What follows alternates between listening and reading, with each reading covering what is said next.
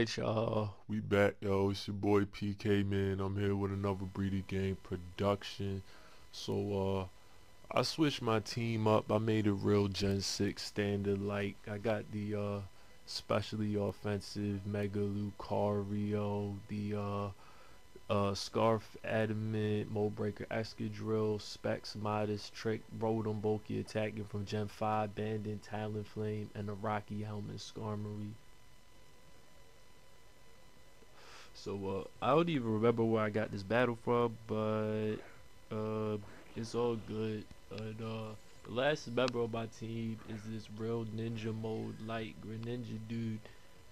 Shout outs if you know where that name comes from, but Espeon versus Greninja, the obvious switch was obvious to me, but instead he stays in. Like, I'm not just gonna murder his little psychic fox purple thing guy with a U-turn. And I am expert belt because expert protein makes me a expert pro Pokemon trainer slash master slash breeder game boss man guy. So that murders the thing. 100% minimum damage. I'm gonna go into my Talonflame. Obviously he's gonna bring in a Vaporeon. It's the only thing he could take the Talonflame on with, and I'm just gonna U-turn.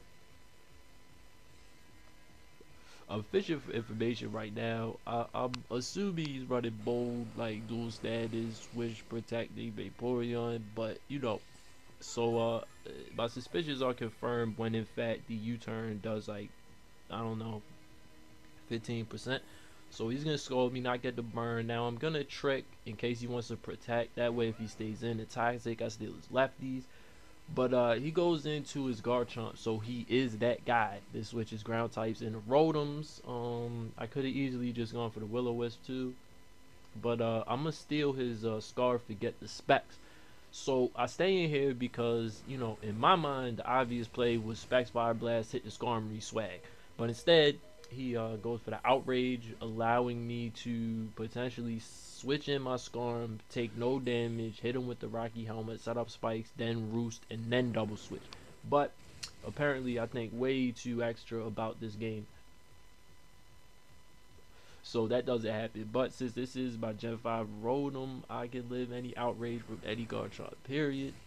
So, and the whole point was, since I stole his Scarf, Greninja murders this thing with Ice Beam whenever I want to. So, that's cool. I get some damage off for free. I get off some spikes damage for free. And that's cool. So I did 30% with a Rocky Helmet plus another 12%. So I did half to the Garchomp for no reason, which is cool. He's gonna bring in his Talonflame. I'm gonna double switch because that was a little too obvious. But the only reason I double switched is because I don't want him setting up on me. So I'm gonna let him kill the Rotom, and in the process, I'm probably going to scout his item. Is he lefties? Is he life orb? Is he banded? Is he scarf? Because scarf priority brave birds is the best idea ever. But I see that now I see that he is life orb, so this thing is not a problem. I'm gonna send in my thing because he's life orb. He can't kill me. I'm banded. I can't kill him.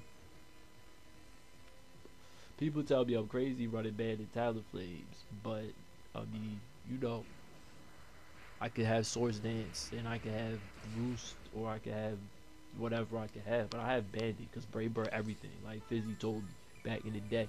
And yo, this Brave Bird destroys this little defensive Vaporeon though. Like, I guess that's why I have Choice Band on, cause like I can destroy physically defensive Vaporeons for no reason. So that happened, and right.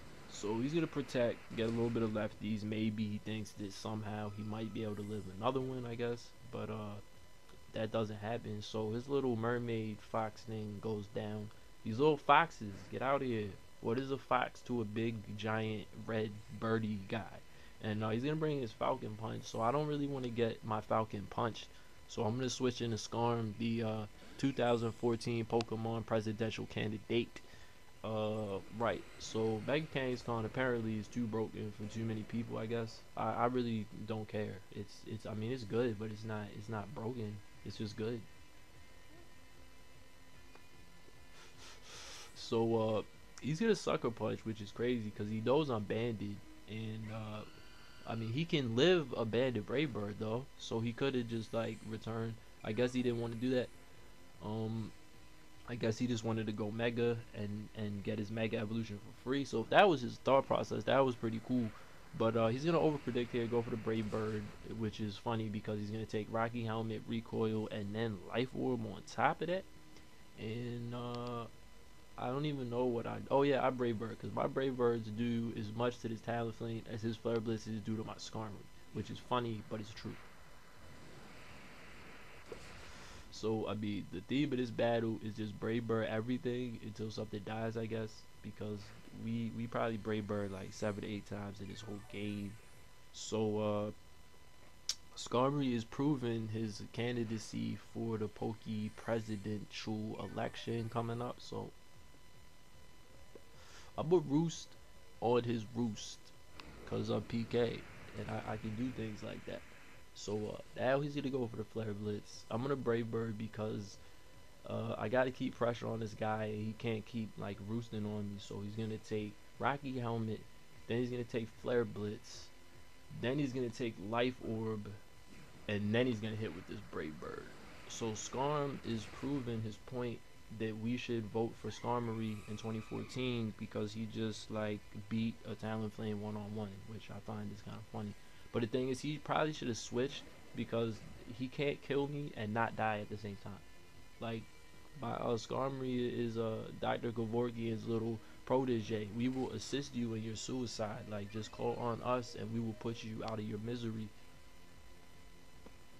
So, his Falcon Punch guy, Kangasghang, thinks that my Skarmory is like some paper origami falcon, but really I'm hard body, so the power up punch doesn't even kill me, and his Kangaskhan ends up doing way more damage to himself than he does to me. So I guess now he believes in Brave Bird everything, so he's gonna go for the sucker punch. I really don't care. I'm just gonna keep roosting because I can do more damage by setting up spikes and whirlwinding them out.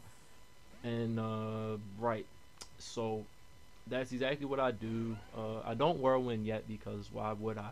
So now the Chomp comes back in. I'm still predicting the Specs Fire Blast. So worst case scenario, I'm at 38% at the end of the turn with a burn, and you know, having a 62% Skarm running around is not really bad when I have the Rocky Helmet. But instead he goes for the Specs Stone Edge, which is, I mean, I guess that's cool. And here, instead of going for the Brave Bird, because I don't like rough skin and all that, I'm just going to keep setting up spikes because that'll cripple the Kangaskhan and the Garchomp when they come back in.